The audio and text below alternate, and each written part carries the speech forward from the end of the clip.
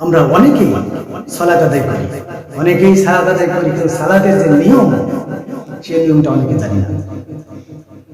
60টা অঙ্গের মাধ্যমে সিজদা করতে হবে। যদি আপনি 60টা অঙ্গ দ্বারা সিজদা না করেন, আপনার সালাত হবে না। রাসূল সাল্লাল্লাহু আলাইহি ওয়াসাল্লামের কথা, এটা আমার কথা নয়, আপনারা মন খারাপ করেন না। হাদিসটা পাবেন বুখারী এবং মুসলিমে। বুখারী মুসলিমের হাদিস। বুখারী পাবেন ইসলাম ফাউন্ডেশন 772 নম্বর এবং মুসলিমের 490 নম্বর। মুসনাদ আহমেদ হাদিসটা হচ্ছে 2584 নম্বরের হাদিস। রাসূল সাল্লাল্লাহু আলাইহি সাল্লাম বলেন যে 60টা অঙ্গের মাধ্যমে সিজদা করতে হবে। আজকে আমি আপনাদেরকে এই হাদিসটা শোনাবো, যে এই হাদিসটা অত্যন্ত গুরুত্বপূর্ণ। আমরা যারা সালাত আদায় করি, 5 ওয়াক্ত সালাত আদায় করি, তারা কিন্তু অনেকেই এই জিনিসটা আমরা জানি না। আমি আজকে এই হাদিসটা আপনাদের সাথে শোনাতে চাচ্ছি। চলুন হাদিসটা শুনি। বুখারী মুসলিমের হাদিস। ওয়ান ইবনে আব্বাস রাদিয়াল্লাহু তাআলা উমিরা নবী সাল্লাল্লাহু আলাইহি ওয়াসাল্লাম আইয়াশজুদা আলা সাবআতি আ'দাইন। হযরত ইবনে আব্বাস রাদিয়াল্লাহু তাআলা হতে বর্ণিত, তিনি বলেন উমিরা নবী সাল্লাল্লাহু আলাইহি ওয়াসাল্লাম আইয়াশজুদা আলা সাবআতি আ'দাইন ওয়ালা ইয়াকুফা শাআরান ওয়ালা সাওবান যাবাহাতি।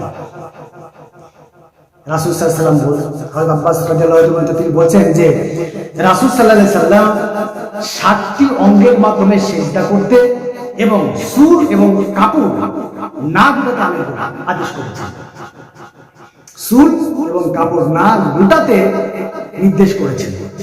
আব্বাস বলছেন এই কথা যে রাসূল হুকুম করেছেন 7টা অঙ্গের মাধ্যমে তোমরা সিজদা করবে। 7টা অঙ্গ কি? 1 নাম্বার রাসূল সাল্লাল্লাহু আলাইহি ওয়াসাল্লাম যেটা বললেন যে কপাল। কপালটা জমিনের মধ্যে ঠেকায় রাখতে হবে। কপালটা দেখাইতে গিয়ে রাসূল সাল্লাল্লাহু আলাইহি ওয়াসাল্লাম নিজ আঙ্গুল দ্বারা এই নাকটাও দেখালেন যে নাক এবং কপাল, নাক এবং কপাল জমিনের মধ্যে ঠেকিয়ে রাখতে হবে। তাহলে 1 নাম্বার হলো যে কপাল। কপাল বোঝাইতে গিয়ে রাসূল সাল্লাল্লাহু আলাইহি ওয়াসাল্লাম নাকও বুঝিয়েছেন। এই নাক এবং কপাল দুইটাই জমিনের মধ্যে ঠেকিয়ে রাখতে হবে। 1। 2 নাম্বার হলো রাসূল সাল্লাল্লাহু আলাইহি ওয়াসাল্লাম ওয়ালিয়া দাইনি, 2 হাত। এই 2 হাত জমিনের মধ্যে ঠেকিয়ে রাখতে হবে। তাহলে একটা কপাল 1 আর 2 হাত কত হলো? 3। এরপরে রাসূল সাল্লাল্লাহু আলাইহি ওয়াসাল্লাম বলেন ওয়া রুকবাতাইনি, 2 হাঁটু।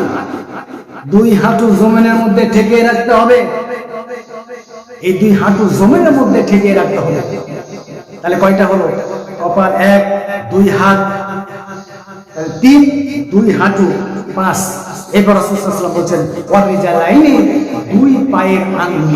2 পায়ের যে আঙ্গুল আছে সেটা জমিনের মধ্যে ঠেকিয়ে রাখতে হবে। তাহলে মোট তাহলে হলো 7টা। 2 পায়ের আঙ্গুল, 2টা, 2 হাঁটু, 4টা, 2 হাত, 6টা এবং কপাল, তাহলে 7টা। এই 7টা অঙ্গ অবশ্যই জমিনের মধ্যে ঠেকিয়ে রাখতে হবে। যদি আমাদের অনেক সময় আমরা লক্ষ্য করি যে সিজদায় গেছি, পাটা ছেড়ে আছে, কোনো আঙ্গুলি, পায়ের কোনো আঙ্গুলি ঠেকে নাই জমিনের মধ্যে, না। যদি এইরকম হয়, এই বুখারী মুসলিমের এই হাদিস থেকে আমরা যেটা জানলাম, যদি আমাদের এইরকম ঘটনা ঘটে যে আমরা পা জমিনের মধ্যে রাখতেছি না, চেয়ে রাখছি, তার মানে হয়তো বা দেখা যাচ্ছে 6টা যদি ঠেকে থাকে, 7টা ঠেকে নাই, তাহলে কিন্তু সালাত হবে। তবে হ্যাঁ, যদি কেউ অসুস্থ হয়, যদি কেউ ডাক্তারের পরামর্শে কেউ অন্যভাবে সালাত আদায় করে, সেটা আলাদা ব্যাপার। কিন্তু রাসূলের এই হাদিস, যদি সুস্থ সবল মানুষ হয়, তাহলে এই 7টা অঙ্গ যদি জমিনের মধ্যে ঠেকিয়ে না রাখে, তাহলে তার সালাত হবে না, হবে না, হবে না। আল্লাহ রাব্বুল আলামিন আমাদের সবাইকে এই 7টি অঙ্গ জমিনের মধ্যে ঠেকিয়ে রেখে সালাত আদায় করার তৌফিক দান করুন। আমিন।